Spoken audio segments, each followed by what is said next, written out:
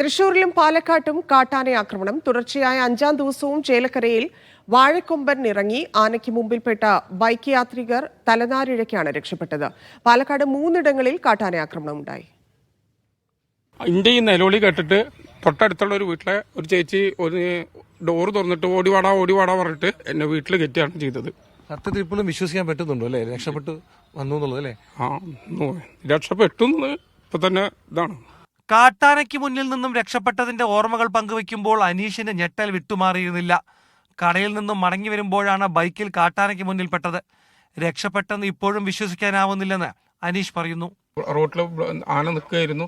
ഞാൻ നേരെ അതിന്റെ മുന്നിൽ അവിടെ വെച്ചാൽ ലൈറ്റ് ഒന്നും ഉണ്ടാകുന്നില്ല. അതിന്റെ നേരെ ബാക്കിൽ പോയി പെട്ടു.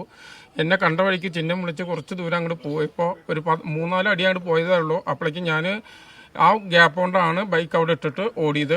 കഴിഞ്ഞ ദിവസം പ്രദേശത്തെത്തിയ വാഴക്കൊമ്പൻ വീടുകളുടെ മതിലുകൾ തകർത്തു. വ്യാപകമായി കൃഷി നശിപ്പിച്ചു. നമ്മളിവിടെ ആനനെ കാണുമ്പോൾ ഫോറസ്റ്റിൽ വിളിക്കും. ഫോറസ്റ്റ് ചിലപ്പോൾ കുറച്ച് നേരം ഒഴുകും. ഇവിടുന്ന് 10-15 കിലോമീറ്റർ ഉണ്ട് ഒരു ഓടിയെത്താൻ. പിന്നെ അതേപോലെ തന്നെ അവരിവിടെ വന്ന് താൽക്കാലിക ഒരു പടക്കം പൊട്ടിച്ചിട്ട് അങ്ങോട്ട് കാട്ടിലേക്ക് കയറ്റുക. പിന്നെ പിറ്റേ ദിവസം വരും. അല്ലെങ്കിൽ ഇവിടുന്ന് കുറച്ചങ്ങോട്ട് മാറി അപ്പുറത്തെ വളപ്പിലുണ്ടാവും. പാലക്കാട് 3 ഇടങ്ങളിൽ കാട്ടാനയാക്രമണമുണ്ടായി. കിഴക്കഞ്ചേരിയിൽ തുടർച്ചയായി 3-ാം ദിവസം ഇറങ്ങിയ കാട്ടാന കൃഷി നശിപ്പിച്ചു. നെന്മാറ വിത്തനശ്ശേരിയിലും കാട്ടാനക്കൂട്ടം കൃഷി നശിപ്പിച്ചു.